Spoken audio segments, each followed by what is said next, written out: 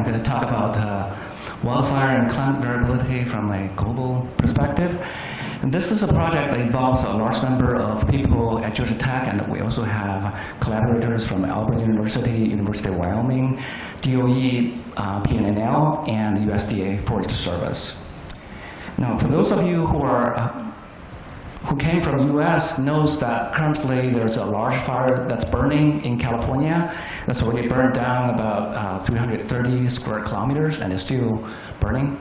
And in fact, California suffered severe droughts in the past 3 years, and it's already having an impact on agriculture in the United States. And this is an earlier work by Westerling et al. Showing a large increase of burning in western US since the 1960s. So apparently, fire is changing, and when we look at fire as a component of the climate, we're seeing very complex interactions between fire and climate. And here is just an effort to try to show the different types of interactions from the ecosystems, that when you have CO2 and nitrogen deposition that increases biomass, that you tend to burn more. And the climate change, obviously, when you have drought conditions, that you tend to have more fire. And then when that fire starts to burn, not only it emits greenhouse gases directly, but it also emits large amount of aerosols into the atmosphere, as well as causes surface albedo changes. And all that feeds back to the climate, and the climate itself would again change the fires. So to capture this type of very complex interactions, we need a model that would be able to do this. So the model we selected in this project is the Community Earth System model. And we're mostly working with two components. The atmosphere component is CAM version 5 right now, and the land ecosystem model is the CLM, Community Land Model. Through a coupler, you can couple this with sea ice, land ice, as well as oceans. So when we have this complex climate model, then the question becomes clear. There are two general questions. The first one is, how do we improve the fire representation in climate models? And secondly is, how do we use these models to understand the interactions? So for the fire representation in the climate models, we are currently developing a regional dependent ecosystem fire model that would capture at the same time the ecosystem changes as well as the fires, and how the fires interact with the climate through CLM as well as the CAM5, so that we can estimate the impact on climate dynamics as well as hydrological cycles, and then look into how these changes are going to affect ecosystem as well as fires. Now currently in the CLM model, there's already work that has been done by Lee et al. 2012 and 2013 that can estimate burned area globally. And this is a comparison of GFAC version 4 burned area data versus versus the CLM default estimate of burned area. As you can see, there are large biases. In particular, at northern high latitude, the default model underestimate burned area, and in western US, China and India, and in South America, the model overestimate burned area. We want to improve that. And the second improvement that's needed is to simulate plume rise. When aerosols from fires are emitted, they are injected into the atmosphere at altitude. They are not emitted from the surface, so we need to do that. Now, if we were to do this in the United States, US Forest Service has done this for a long time. This is from Yuhang at USDA Forest Service. And he's shown here the largest fires in the past 30 years over the US as a function of drought index, fire weather index, temperature, relative humidity, precipitation, and wind. You can see right away that this drought index developed by Keach and Barron back in the late 60s worked really well for the United States as a parameterized index. But if we were to look at this problem from the global perspective, you cannot do this. Because we don't have these highly parameterized indices for other regions. So we're looking at similar things as a drought index, the evaporation potential on the left, and surface soil water on the right. And as expected, you have a positive correlation with the evaporation potential, which is roughly a drought index, and a negative correlation with surface soil water. But if you look closely, you actually see very large regional differences. Right? And to show this, if we look at the correlation between temperature and fire activity during the fire season, you see that in general you have very much positive correlations everywhere, except that when you look at each individual regions shown below, you have very different shapes of correlation. Now, we need obviously to include this in the highly parameterized statistical model that will capture these different relationships through the climate forcing factors. In addition to climate, humans play a significant role in fires from prehistoric times to today. And these are the human factors. In populated regions, as in South Asia, broad trees regions, as expected, with larger population, there's active effort to suppress fires. Right? On the other hand, if we look at South Africa savanna, you see that a higher population tends to induce more fires, and that's partly because those fires are set up to do land clearing. In Siberia, for the needle trees, we see a mixed effect. In the less populated region, as population increases, you see more fires. But in the more populated region, already populated, you see a clear suppression effect. So putting these into the CLM model, this is what we have. This is a regional comparison between GFAT4 and CLM regional model. You see these large biases, and after the corrections, we have, I think, reduced most of the biases. There are still some regions we're not doing as well, so we're looking into incorporating the ecosystem feedbacks into this model to try to do better. The other aspect is the plume rise, and this is largely thanks to the Miser science team and with a large number of previous studies, in particular Jennifer Logan's group.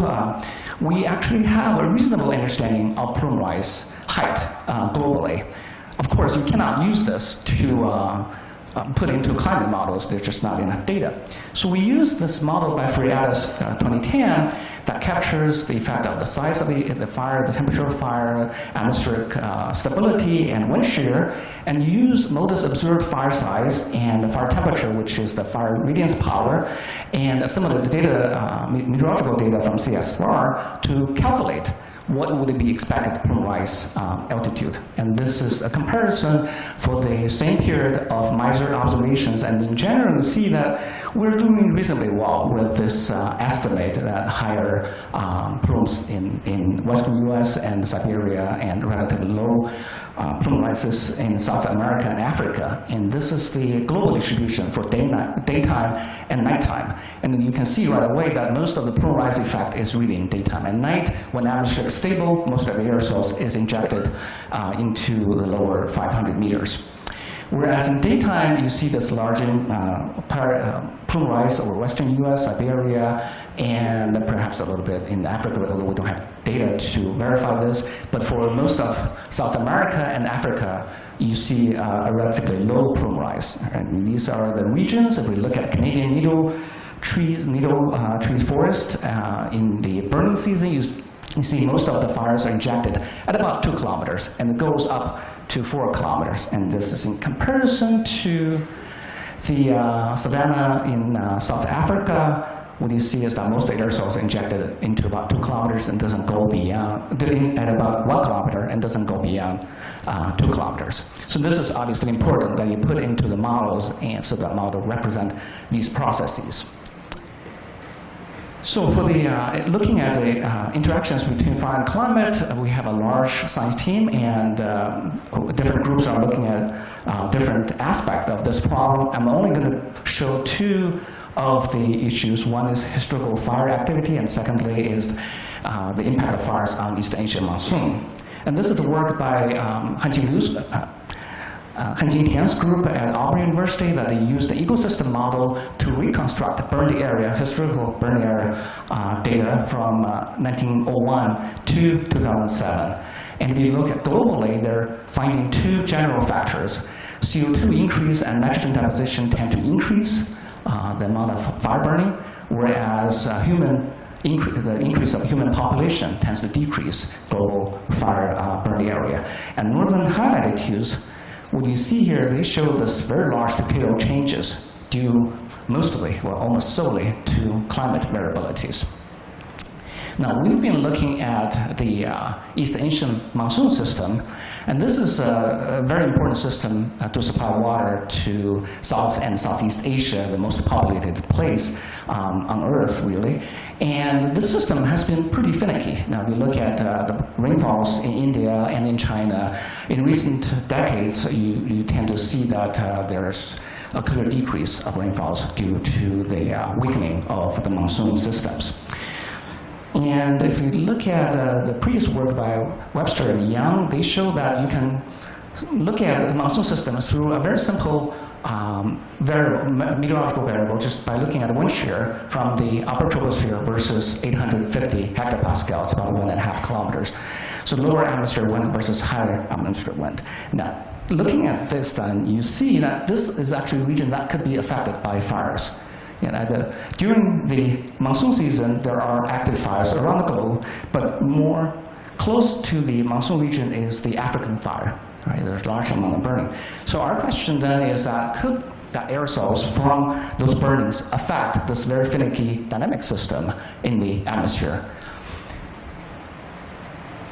And to do that, we are using the CAN5 model to do a decadal simulation. So we do the fire simulation versus no fire simulation, and for each set of ensemble, we have 10 members. And then we look at ensemble statistics to see whether or not the effect is significant. And the answer, of course, is very, very significant. And I'll try to explain why we're seeing this impact, because it's not obvious. When you look at a monsoon system, the key dynamic question is how do you generate rotation in the atmosphere in order to have those precipitation? So it's what the atmosphere dynamics is called vorticity. And when you look at the sources of vorticity, there are two terms. One is associated with the advection of the vorticity itself, and the other one is associated with convergence of the atmosphere. So when we have aerosols that injected into the atmosphere over Africa, you create this cooling center in the atmosphere, and these are the changes of circulation, ensemble mean changes of circulation, shown up here, right? And this is the first term, and that's the second term. So it turns out that the thermal perturbation by fires would create the positive vorticity for both terms over the region just a little bit south of the Indian Ocean. And that would lead to significant strengthening of lower level winds and the cyclonic winds over this region. Right? Remember that the Webster-Young index shows that this is really important for monsoon circulations. And so when we start looking at precipitations, indeed we see the effect that over that region, over Indian Ocean, you see this large increase of precipitation. Right? And the reason you're seeing this wetting over this region versus drying over Africa, that's because cooling of the aerosols and drying to the north and to the south is because the changes of moisture. And if we look at convergence of moisture over the rain region, that you have a large region of convergence, and you have divergence to the north and to the south. Right? And that precipitation also creates heat in the atmosphere. So you can look at diabatic heating, and what's interesting is then the secondary circulation generated through this monsoon circulation will create a heating center next to the cooling center of the aerosols. So if we put all this together, we have a sort of a mechanistic mechanism to explain why we're seeing the impact of African fire on Asian monsoon. So we start with aerosols, direct, indirect effect, and it cools the atmosphere, it generates vorticity in the lower troposphere, and that vorticity creates moisture convergence over the Indian Ocean region, near tropical regions, and that convergence is associated with divergence to the north and to the south, and that precipitation creates this heating center over the precipitating region, so increasing this thermal contrast. Now you have this secondary longitudinal circulation that will self-reinforce itself once you can set up this cooling center over Africa. So with that, and I'm running out of time, so I'm going to stop here. Thank you very much.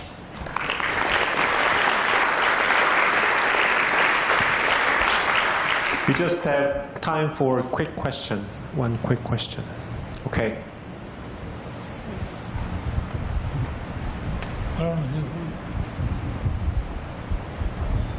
You've shown that the height of the plume of the fires is generally lower in higher in mid-latitudes than in the tropics.